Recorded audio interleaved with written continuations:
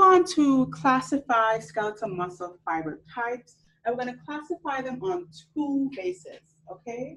The first one, and the way I like to describe this is that each muscle has two names. It has a first name and it has a second name. Okay, just like you have a first name, you have a second name. The first name of the muscle or the fiber type is going to be based on the velocity of contraction. How fast does this muscle contract? Right? How fast or how slow does this muscle contract? And that's going to be the first name of the muscle. Okay, the second name of the muscle is going to be, what is its primary source of ATP? What is its primary metabolic source to generate ATP? Does it heavily rely on oxidative phosphorylation, or does it heavily rely on anaerobic glycolysis? What is its major source of ATP? So you want to bear these two components in mind as you talk about different muscle fiber types. All right, so let's talk about the differences in the speed of contraction first. Now we know that the cross-bridge cycling, right, the act of the actin and myosin sliding past each other, is the most important part of muscle contraction. And the rate-limiting step there is the hydrolysis of that ATP. Okay, just to remind ourselves, ATP is bound onto the myosin head. That phosphate comes off, right? As that phosphate comes off, myosin reaches up, grabs onto actin. Then you have the power stroke, which is where actin and myosin slide past one another. And then we have the ADP coming off, being hydrolyzed. And so if we understand that, we know that the rate of cross-bridge cycling is basically the rate of muscle contraction. Okay? So if the myosin head is sliding really fast, we're going to have really fast muscle contraction. If the myosin head is sliding very slow, we're going to have very slow muscle contraction. And so on that basis, we have fast fibers, which have a fast myosin ATPase activity. And then we have slow fibers, which have a slow myosin ATPase activity. Okay? So when you think about the speed of a muscle fiber, think about the rate of its myosin head. How fast is the myosin head moving? How many cross-bridge cycles are we forming per second? Versus how slow that myosin head is moving. So that's the first name of the muscle. Now, when we compare fast and slow fibers, we'll see that slow fibers are much slower than fast fibers, but then they also relax more rapidly. Okay, fast fibers are going to relax more rapidly. What is required for muscle to cease contracting? We spoke about this. What is necessary to happen for muscle to stop contracting? What has to happen? Perfect. The calcium has to be completely depleted from the cytoplasm. All the calcium has to leave the cytoplasm.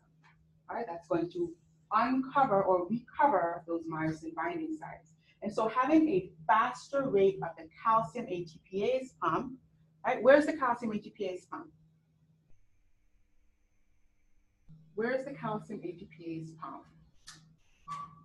So we know it's pumping all the calcium out of the cytoplasm, but where is it pumping to? Where is it going?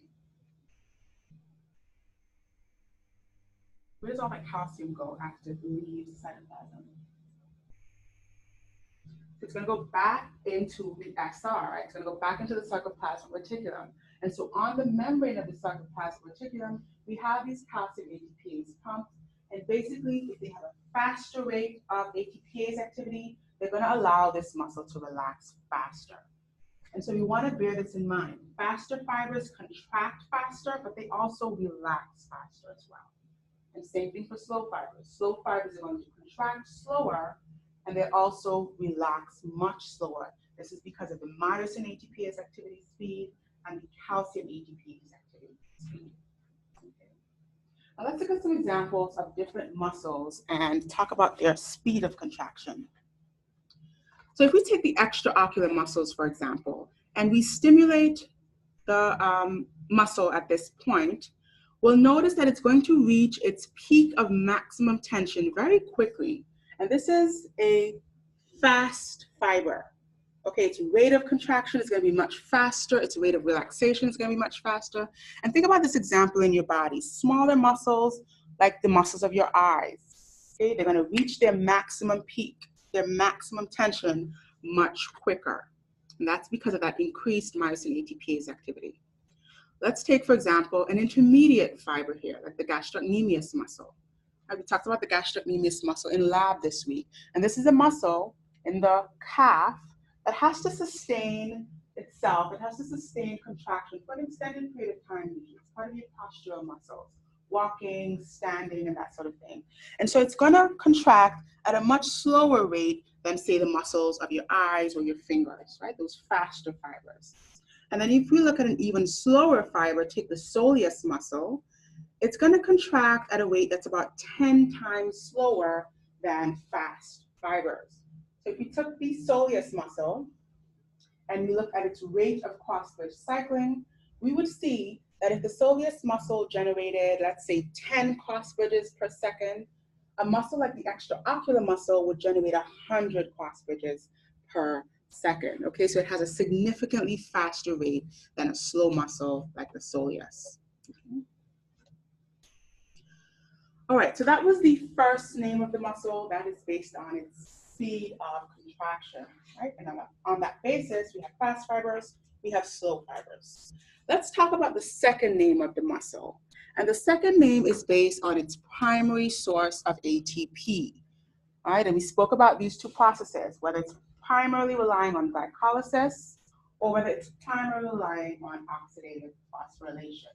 So let's look at glycolytic fibers first.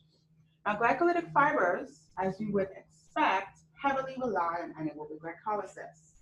As a result, they do not need excess mitochondria. Why not? Why do they not need a lot of mitochondria?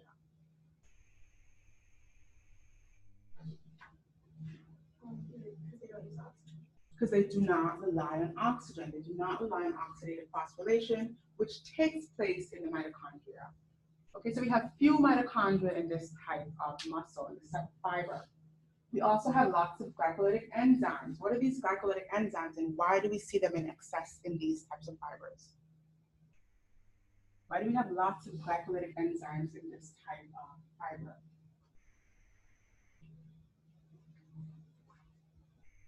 So glycolytic enzymes are basically bringing about the job of glycolysis. These are the enzymes that are taking part in glycolysis. So if we're relying on anaerobic glycolysis, it only stands to reason that we're going to have lots of the enzymes involved. Okay, these are the enzymes that are responsible for breaking down the glucose. So we're going to have lots of glycolytic enzymes. We're going to have lots of glycogen stores. Again, this makes sense. The whole process of breaking down glycogen is how we're generating our energy for this type of fiber. So having lots of that storage is going to be very important. Now they use little oxygen, okay, and that makes sense. We're not using oxidative phosphorylation, so we do not need to have oxygen present. As a result, these fibers have a larger diameter and they're quick to fatigue. They have a larger diameter because we're not relying on diffusion for these muscles. We're not using oxygen, we don't have lots of mitochondria, so the diameter of the fiber is going to be bigger because we're not relying on the space that's required to diffuse oxygen across. Okay, and then they're going to be quick to fatigue. They're going to be quick to fatigue. Already we said this is because of that lactic acid buildup. The quicker we have lactic acid building up, the faster the muscle will fatigue. And so these are the properties of fibers that are heavily reliant on anaerobic glycolysis. These are our glycolytic fibers. Now in this slide here, we can see that the different fibers are staining differently. The white fibers are glycolytic fibers. And that's because they don't have as much myoglobin, they don't have as much mitochondria, and so they don't stain red the way the other fibers do. So this stain is making it show blue, but it's actually more red in appearance, okay, versus more white with the glycolytic fibers. Let's look at oxidative fibers, some of the properties here. So these fibers mainly rely on oxidative phosphorylation, and as you would expect, they're going to have lots of mitochondria, they're going to have lots of myoglobin, they're going to have lots of capillaries around the tissue. Why do you think they would need to have more capillaries? to bring in the oxygen. Perfect. You need to have more capillaries around those fibers to bring more oxygen to this tissue because that's your main source of generating ATP. They're also going to be resistant to fatigue. Why are they resistant to fatigue? What do they not have building up? Lactic acid. So there's no lactic acid buildup, there's no burn here, and so these muscles can go for extended periods of time without showing fatigue. And then the smaller diameter also makes sense. We're going to rely on diffusion. That oxygen has to diffuse from the capillaries into the muscle fiber, and so we want to keep the fiber diameter smaller to facilitate that diffusion. Okay. Now in this slide, if we look at the darker staining fibers, these are our red fibers. So these are oxidative fibers. And you can also see right around the periphery of each of these fibers, these are the capillaries that we mentioned. So these fibers need to have lots of capillaries. And again, they're showing up more red because of that excess mitochondria, because of that excess myoglobin. Okay. Now, if you relate this to, and I apologize if there are any vegetarians in here, but if you relate this to meat, right? To the meat of chicken, for example, we'll see that the lighter staining or the lighter tissue, the lighter muscle, you look at white meat, for example, which is usually the breast or the wing of the chicken, it's white. Okay, this is primarily what type of fiber would you think? What type of fiber do you think that white meat of chicken would be? Glycolytic, right? That's your glycolytic fiber. We don't have lots of capillaries, we don't have lots of myoglobin, we don't have lots of mitochondria, and so these fibers are going to appear white. Okay? If you look at the dark cuts of chicken, which are typically the thigh and the leg, these are going to be your oxidative fibers. They're going to appear darker because of that red color, which is coming through from excess capillaries, from excess myoglobin, excess mitochondria. Okay? So the next time you're having chicken, whether white or dark, you can relate the type of fibers, type of muscle fibers to that. Okay? Alrighty. So on the basis of talking about the first name of muscle and talking about the second name of muscle, we're going to speak about 3 specific muscle types: slow oxidative fibers, fast oxidative fibers, and then fast glycolytic fibers. Now on the 2 ends of the spectrum, we find slow oxidative fibers, so that's the one extreme. Fast glycolytic fibers would be sort of the other extreme. And then right in the middle would be fast oxidative fibers. So it's sort of that intermediate between those two in terms of the resistance to fatigue and in terms of the contraction velocity. Okay, so let's speak about the properties of slow oxidative fibers first. So slow oxidative fibers are going to have their first name, which is slow, implies what? What does that slow imply? What is its rate of myosin ATPase activity? It's going to be slow, right? So the first name is the speed of contraction of that fiber. And so this is going to have a slow myosin or a low myosin ATPase activity. It's going to contract much slower. It's also going to have a high oxidative capacity, meaning it's going to rely heavily on oxygen. Okay?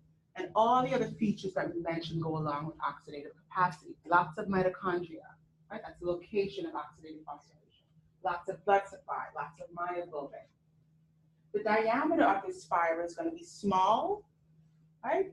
Again, a smaller diffusion barrier for oxygen to move across, but then it's also going to generate less tension. Why do you think a smaller diameter is going to give us less tension, less force? Why would a smaller, this ties back to what we talked about last time with the force generation. So why would a smaller diameter generate less force?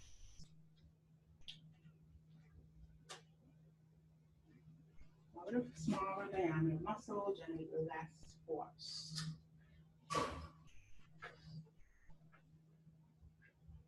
So if we have a smaller diameter, do we have more or less sarcomeres in there?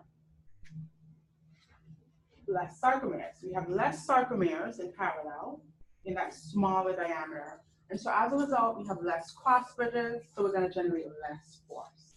Right? Don't forget that relationship. Smaller diameter, smaller force. Larger diameter means we have more sarcomeres, more cross bridges, more force. Okay, and then finally, these fibers are going to fatigue very slowly. Think about your postural muscles of your back. Think about your hamstrings. These muscles are going to be able to maintain contraction for an extended period of time. They're not going to fatigue as easily as our fast glycolytic fibers. Let's look at the properties of the fast glycolytic fibers. So, as you would expect, their first name is fast, and so they have a high myosin ATPase activity, meaning that they're going to contract at a much faster rate than slow fibers.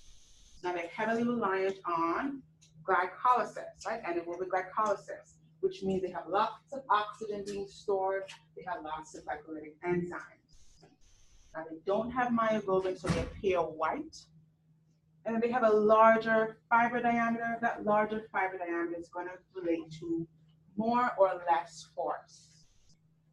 Given what we just mentioned, is a larger fiber diameter going to give us more or less tension? Going to give us more, right? So a larger fiber diameter, which is typically seen with fast glycolytic fibers, is going to give us more tension, more force, right? Muscles that are providing, muscles that are carrying out, rather, more strenuous activities. Think about your upper limb muscles. Think about your biceps. Think about your triceps. They generate more force. They have a larger diameter. They appear white. And then the price to pay here is that they're going to fatigue more rapidly. And again, that is relating to the buildup of lactic acid that is going to cause that fatigue. All right, and then the fiber type that's right down the middle, sort of that intermediate category, are the fast oxidative fibers. So the first name is fast, and so they have a moderately fast myosin ATPase activity, but it's not as fast as your fast glycolytic fibers. So again, think about this as a spectrum. Slow oxidative is going to be on one far end of the spectrum. Fast glycolytic is way on the other end of the spectrum. And then fast oxidative fibers are right down the middle. So they have an intermediate myosin ATPase activity. They have a high demand for oxygen as well because they're oxidative fibers. They have myoglobin, again, because they're oxidative fibers. But then they're going to have an intermediate level of fatigue. So they're going to be slow to fatigue, but they're going to be less, or they're going to fatigue less quickly than your slow oxidative fibers.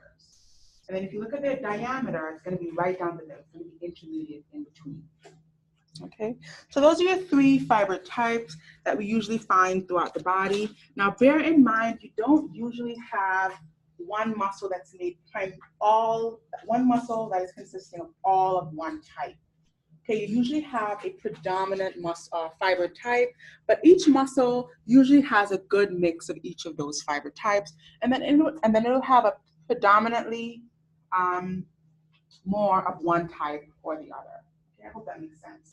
So we don't see isolated cases of all fast glycolytic or isolated muscles all slow oxidative. It's usually a mix, but predominantly one of those three types. Now, this table helps to summarize what we just spoke about, so the different properties of these three types of muscle. And so what I urge you and encourage you to do is sort of block out the contents of this table. And after you've studied this, try to recreate this table from your understanding. So make sure you can reason out each of the categories and not from memorizing it. So try to make sure you understand it and you can recreate, you can fill in the middle of this table. For example, if you talk about mitochondrial density, right? You would expect fibers that are reliant on oxidative phosphorylation to have high mitochondrial density and slower fibers to have less mitochondrial density. Okay, so try to recreate this table as a study tool. All right.